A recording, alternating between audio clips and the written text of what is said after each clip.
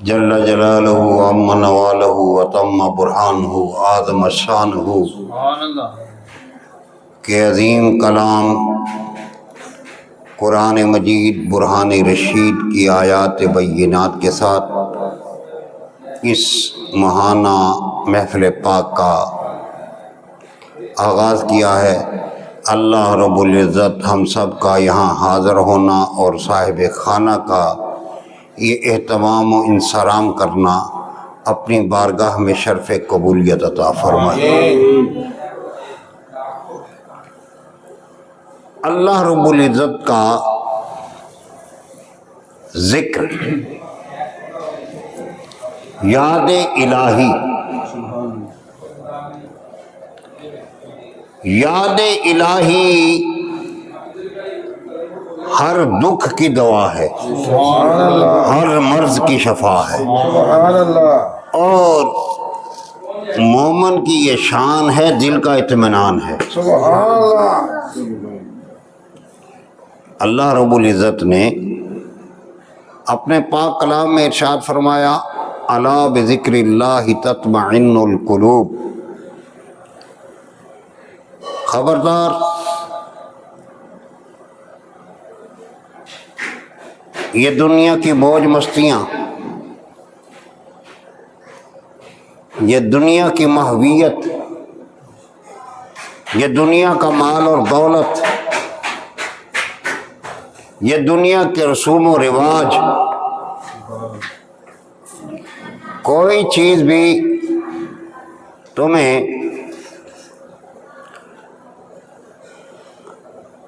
اطمینان نہیں بخش سکتی۔ حقیقت یہ ہے، آپ بھی دیکھتے ہیں، میں بھی دیکھتا ہوں کہ جتنا دنیاوی امور میں آدمی محو ہوتا ہے اتنا ہی زیادہ بے سکون ہو جاتا ہے۔ وہ جس کو نہ اپنے آپ پہ بھروسہ رہتا ہے نہ اپنے رب پہ بھروسہ رہتا ہے،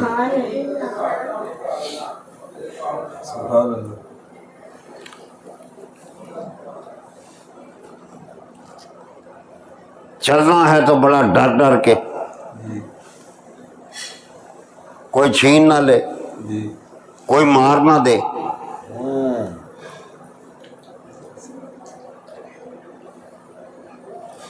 رات کو سوتا ہے تو نیند نہیں آتی، یہ کب، کیسے، کیوں، کیسے ہوگا، کہاں سے آئیں گے، اتنے کہاں لائیں، اتنے کہاں، وہ جمع تفریق میں ساری رات گزار دیتا ہے، نہ رات کو سکون ہے، صبح پھر اسی کام میں۔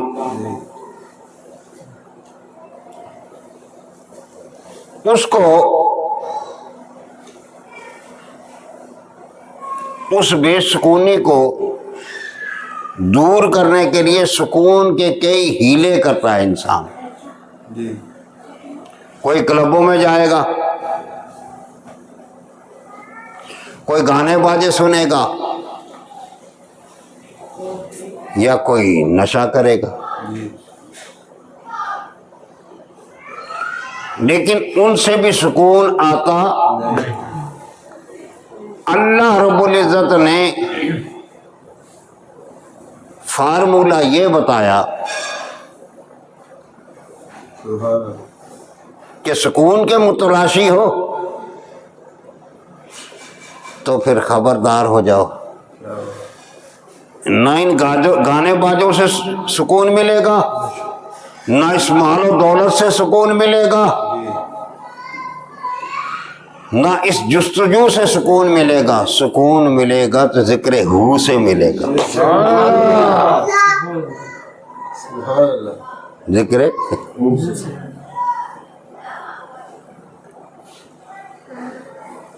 بھر کے موضوع اگر یہ ہو سے اور طرف نہ نکل جائے پھر سے انشاءاللہ اگر زندگی رہی، کیونکہ جب کشتی کنارے لگتی ہے سب مال اتارا کرتے ہیں، اب مال تو اتارنا ہے نا۔ سبحان اللہ، سبحان اللہ۔ کشتی کنارے لگنے والی ہے تو مال تو بے شک جی بے شک.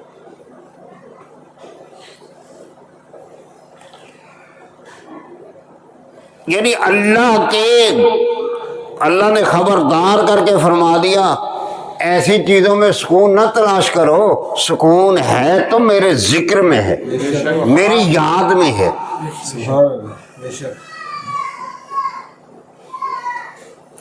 دوسری اللہ یہ ذکر. اچھا اب ذکر کے مفہوم میں نا اس کا لفظ ذکر جو ہے نا اس کا جو ہے نا اگر اس کی تفصیل میں جائیں تو بہت بڑا مفہوم ہے، اس کا بہت بڑا دائرہ ہے. یعنی نماز ہے تو وہ بھی ذکر،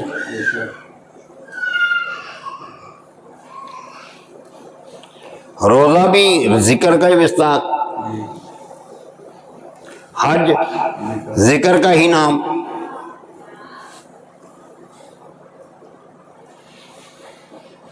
قرآن اللہ نے اس کو بھی ذکر فرمایا.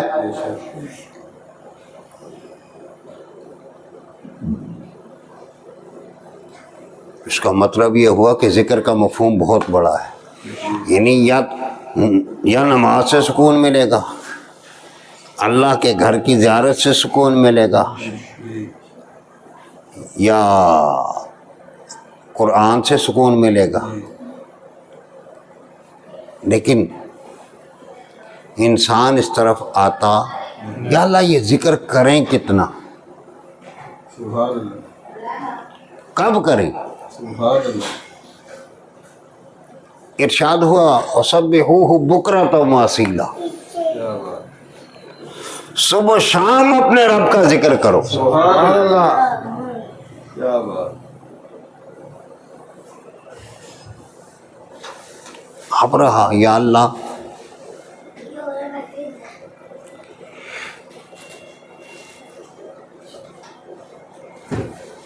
کیسے کریں، جہری کریں یا خفی کریں.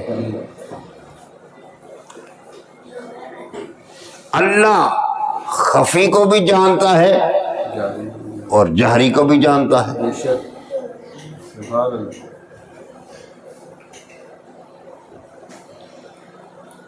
اللہ خفی کو بھی جانتا ہے اور جہری کو بھی جانتا ہے.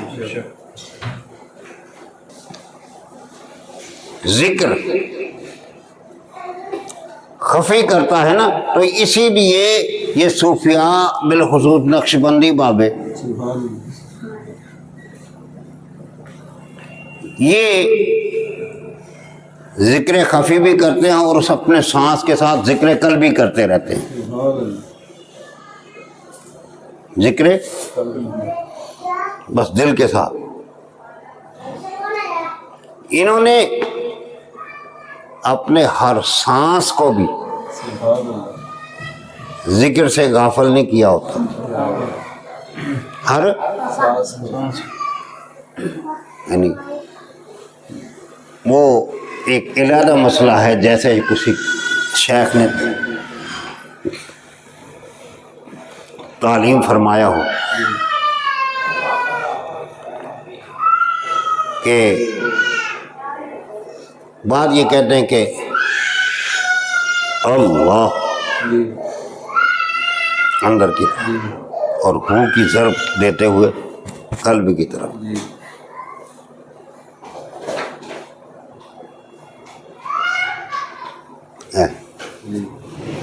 کوئی کیا جانے، لیکن جو دل کی دھڑکنوں کو بھی جانتا ہے، جو من حبل الورید ہے وہ تو سب کچھ جانتا ہے. مخلوق سے بھی پردہ اور خالق کے ساتھ رابطہ. سبحان اللہ.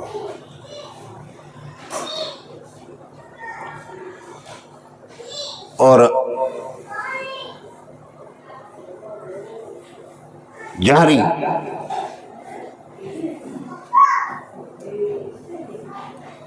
اپنا اپنا زاویہ نظر ہے. جہری اس لیے کہ شاید تجھے دیکھ کر تجھے سن کر کوئی غافل بیدار ہو جائے. سبحان اللہ. کوئی غافل ہے اس کی بھی دنیا بدل جائے, وہ سن کر تیرے پاس آ جائے. جی وہ مشہور حدیث جی کہ آقا علیہ الصلوۃ والسلام حضرت سیدنا ابوبکر صدیق رضی اللہ تعالی عنہ سبحان اللہ. آپ کے پاس گزرے تو آپ بڑا قرآن کریم آہستگی کے ساتھ پڑھ رہے ہیں. جی ہاں ابوبکر اتنا دھیما کیوں یا رسول اللہ, کہیں ریاکاری نہ ہو جائے. کیا تھوڑا سا اونچا پڑا. سبحان اللہ. آگے عمر فاروق رضی اللہ تعالیٰ عنہ آپ کے پاس گئے تو آپ جہری پڑھ رہے ہیں. جی سرکار نے یہ نہیں فرمایا کہ ہاں ہاں تو اونچا ہی پڑھنا. عمر تم اونچا کیوں پڑھ رہے؟ سبحان اللہ. یا رسول اللہ غافلوں کو بیدار کر رہا.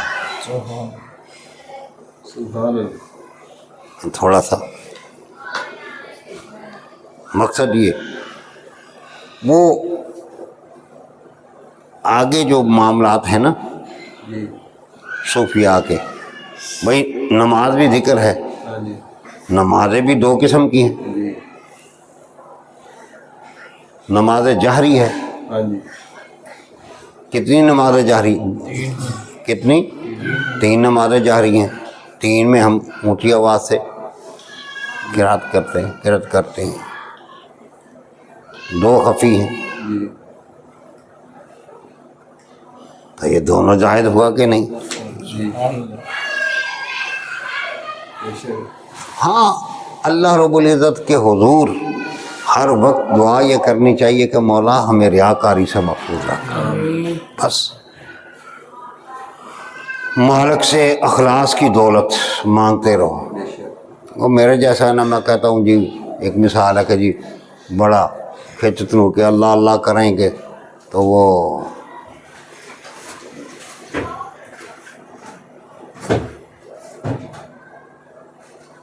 کہنے والے یہ کہیں کہ واہ واہ واہ واہ بابا بابا بابا جلیاں پاندہ.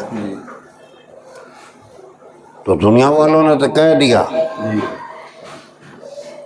یہ اجر وہاں تک ہی ہے. وہ حدیث پاک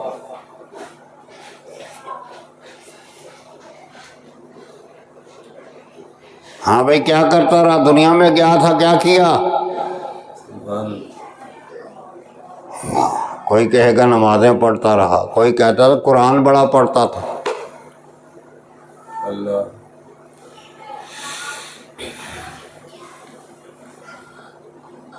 اللہ رب العزت ارشاد فرمائیں گے تو جھوٹا ہے, تو صرف اس لیے قرآن پڑھ پڑھ کے اور بڑے بڑے لہجے لگا کے اور بڑے بڑے ترنم کے ساتھ پڑھتا تھا کہ تاکہ دنیا تجھے واہ واہ کرے. اللہ میری خوشنودی شامل نہیں تھی.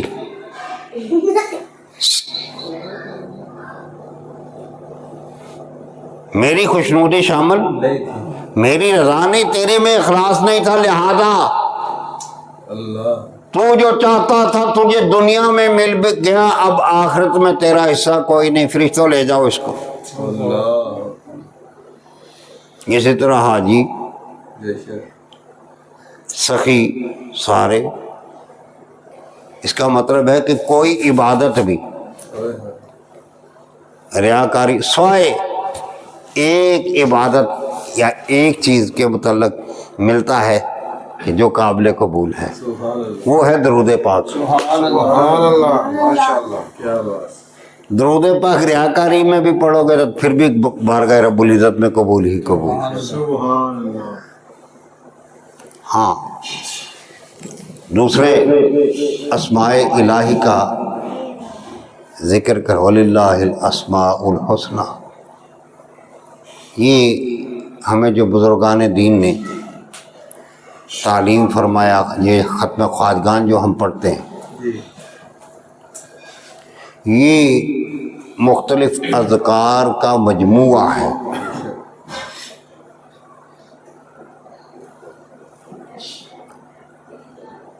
جس میں جگہ جگہ پہ بندہ اس حلقے میں بیٹھ کر پہلے اپنے رب کے کبھی اسم ذات کا ذکر کرتا ہے تو کبھی صفات کا ذکر کرتا ہے، کبھی اپنی کمزوری کا ذکر کرتا ہے اور اس کی برتری کا ذکر کرتا ہے، کبھی سب کچھ کر کے تو اس کی بارگاہ میں اپنا دامن مراد جو ہے وہ پھیلا دیتا ہے، یا قاضی الحاجہ.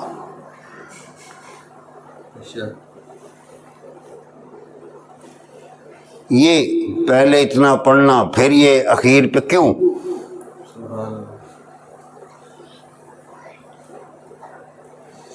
اس لیے کہ یہ اسلوب نماز سے ثابت ہے، سورہ فاتحہ سے ثابت ہے. الحمدللہ رب العالمین الرحمن الرحیم مالک یوم الدین ایاک نعبد و ایاک نستعین. پھر آگے خود مانگتا ہے، پہلے حمد و ثنا تعریف اور اس کے بعد پھر مانگنا. جیسے میں نے قرآن کریم کی آیات کی تفسیر کرتے ہوئے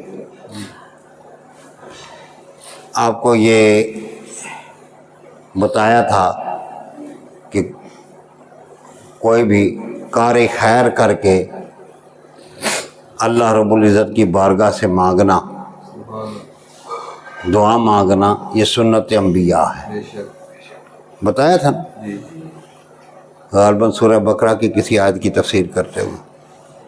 تو اسی طرح اس میں دعائیں بھی ہیں، وہ ایک مجموعہ ہے جو انسان کے روحانی، ایک تو روحانی تسکین کا باعث بنتا ہے. آپ نے بھی کئیوں نے محسوس کیا ہوگا جب ختم خواجگان پڑھتے ہیں تو تسکین کا باعث بنتا ہے.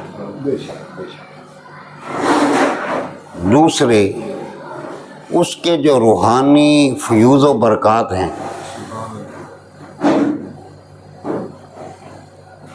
وہ دیر تک انسان کے ساتھ رہتے ہیں، بشرطے کہ انسان مخلص ہو اور اس میں کچھ احساس بھی ہو، مردہ نہ ہو.